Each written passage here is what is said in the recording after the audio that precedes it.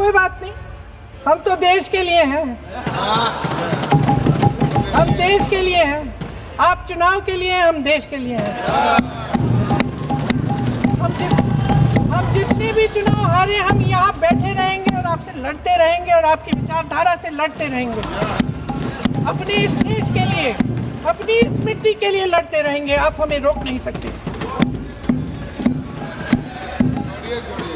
आपने बहस मांगी है, आपने बहस मांगी है। आप तो इलेक्टोरल रिफॉर्म्स की बहस नहीं मांग रहे थे कि जब तक हम इस पर बहस नहीं करेंगे तब तक उस पर बहस नहीं होगी। इसकी वजह क्या है? इसकी वजह क्या है? हम आज यहाँ ये बहस क्यों कर रहे हैं? हमारा राष्ट्रगीत है, इस पर क्या बहस हो सकती है? हम ये बहस यहाँ आज दो वजहों से कर रहे हैं। पहला कि बंगाल का चुनाव आ रहा है, हमारे प्रधानमंत्री अपनी भूमिका निभाना चाहते हैं उसमें। और दूसरी वजह ये है, ये मकसद है, पुरानी मकसद इनकी अध्यक्ष महोदय, कि जिन्होंने स्वतंत्रता की लड़ाई लड़ी, जिन्होंने देश के लिए बड़ी बड़ी कुर्बानियां दी, उन पर सरकार नए आरोप लादने का मौका चाहती है। देश का ध्यान फिर से जनता के ज्वलंत मुद्दों से भटकाना चाहती है। यही एक मकसद है आपका। आपका मकसद है कि हम फिर से उसी अतीत में मंडराते रहें, उसी की तरफ हम देखते रहें जो हो चुका है, जो बीत चुका है, क्योंकि ये सरकार वर्तमान और भविष्य की ओर देखना ही नहीं चाहती। वे इस काबिल ही नहीं रही। सच्चाई ये है अध्यक्ष महोदय कि आज मोदी जी वह प्रधानमंत्री नहीं रहे जो एक समय में थे। सच ये है कि ये दिखने लगा है, उनका आत्मविश्वास घटने लगा है, उनकी नीतियां देश को कमजोर कर रही हैं। और मेरे सत्ता पक्ष के साथी चुप इसलिए हैं क्योंकि अंदर अंदर से वे भी इस बात से सहमत हैं। आज देश के लोग खुश नहीं हैं अध्यक्ष महोदय, परेशान हैं, तमाम समस्याओं से घिरे हुए हैं, तमाम समस्याओं से घिरे हुए हैं, और उन समस्याओं का हल आप निकाल नहीं रहे हैं। हाँ ठीक है, उसका भी बोल लेंगे, समय आएगा तो उसका भी बोल लेंगे। बल्कि कल समय आ रहा है, चुनाव पे चर्चा होगी, उस पे भी बोलेंगे। अध्यक्ष महोदय, इनके भी अपने लोग दबी जबान में कहने लगे हैं कि सारी सत्ता को केंद्रित करने से देश का नुकसान हो रहा है। इस बीच अगर हम अतीत की बातें नहीं करेंगे तो कौन सी बातें करेंगे? ये किसी और बात के काबिल ही नहीं है, सिर्फ ध्यान भटकाना है जनता का। इसलिए आज हम वंदे मातरम पर चर्चा कर रहे हैं। वंदे मातरम देश के कण कण में जीवित है, इस पर बहस नहीं हो सकती।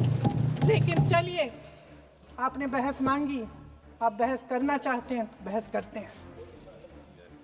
आज इस चर्चा को प्रधानमंत्री जी ने शुरू किया, उन्होंने भाषण दिया,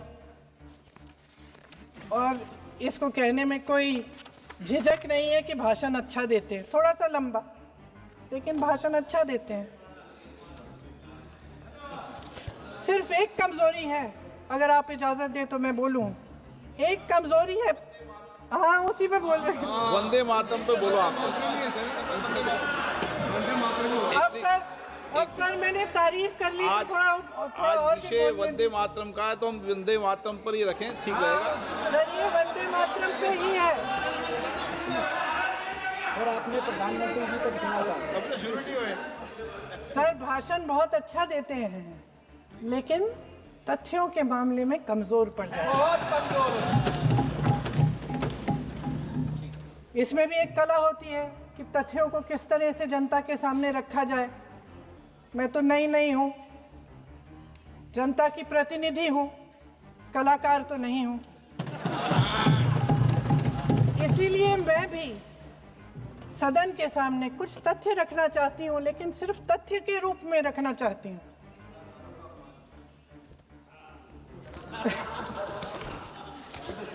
मैं उदाहरण दूं, मैं उदाहरण दूं? उदाहरण दे देती हूँ सर, मांग रहे हैं सर वंदे मातरम के बारे में, वंदे मातरम की जो सालगिरह पे आपने एक बड़ा कार्यक्रम आयोजित किया था, उसमें प्रधानमंत्री जी ने भाषण दिया। उसमें उन्होंने कहा कि 1896 में पहली बार गुरुदेव रविंद्रनाथ टैगोर ने ये गीत एक अधिवेशन में गाया। उन्होंने ये नहीं बताया कि क्या कौन सा अधिवेशन था। महासभा, हिंदू महासभा का अधिवेशन था, आरएसएस का अधिवेशन था। किस बात से कतरा रहे थे कि ये कांग्रेस का अधिवेशन था?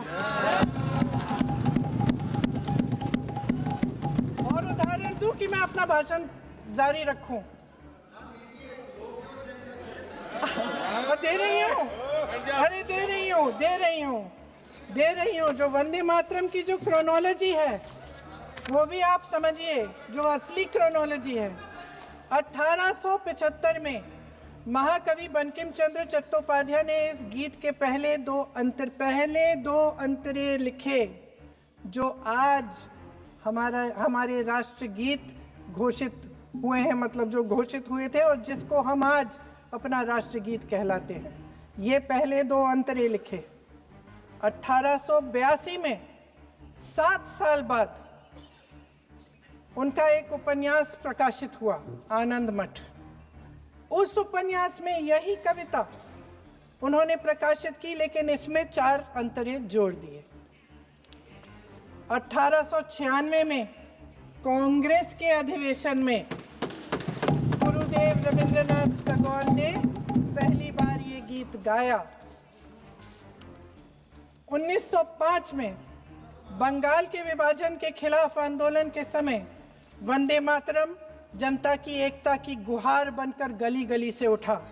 गुरुदेव रविंद्रनाथ टैगोर जैसे महान स्वतंत्रता सेनानी इस गीत को खुद गाते हुए बंगाल की सड़कों पर उतरे। विद्यार्थियों से लेकर किसानों तक, व्यापारियों से लेकर वकीलों तक, हर कोई ये गीत गाने लगा। इस गीत की शक्ति को समझिए।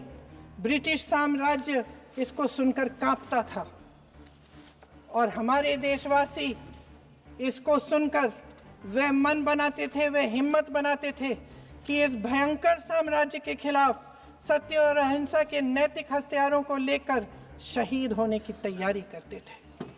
ये गीत मातृभूमि के लिए मर मिटने की भावना को जगाता है। इस गीत की शक्ति ये है, इस गीत का हमारे देश से जुड़ाव ये है। लेकिन 1930 के दशक में हमारे देश में जब सांप्रदायिक राजनीति उभरी, तब ये गीत विवादित होने लगा। 1937 में, अब ये मैं दूसरा उदाहरण देने वाली हूँ क्योंकि प्रधानमंत्री जी ने अपने भाषण में इसका उल्लेख किया और गलत किया, इसीलिए मैं इसके जो सच्चे जो तथ्य हैं वो आपके सामने रख रही हूँ। 1937 में नेताजी सुभाष चंद्र बोस कांग्रेस का अधिवेशन कलकत्ता में होने जा रहा था, उसका आयोजन कर रहे थे। तो जो मोदी जी ने पत्र सुनाया सदन में 20 अक्टूबर का और कहा कि जवाहरलाल नेहरू जी ने नेताजी को ये चिट्ठी लिखी और ये कहा कि इस पर चर्चा होनी चाहिए, उससे पहले 3 दिन पहले नेताजी सुभाष चंद्र बोस ने पंडित जवाहरलाल नेहरू को एक चिट्ठी लिखी थी, जिसका जिक्र आपके प्रधानमंत्री ने नहीं किया। और इस चिट्ठी में सुन लीजिएगा,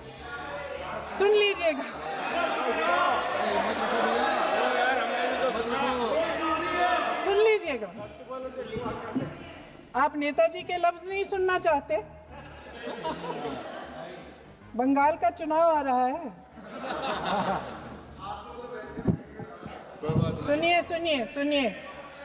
सुनिए। हाँ, कोई बात नहीं, हम तो देश के लिए हैं। हम देश के लिए हैं। आप चुनाव के लिए हैं, हम देश के लिए हैं। हम जितने भी चुनाव हारे, हम यहाँ बैठे रहेंगे और आपसे लड़ते रहेंगे और आपकी विचारधारा से लड़ते रहेंगे। अपने इस देश के लिए, अपनी इस मिट्टी के लिए लड़ते रहेंगे। आप हमें रोक नहीं सकते।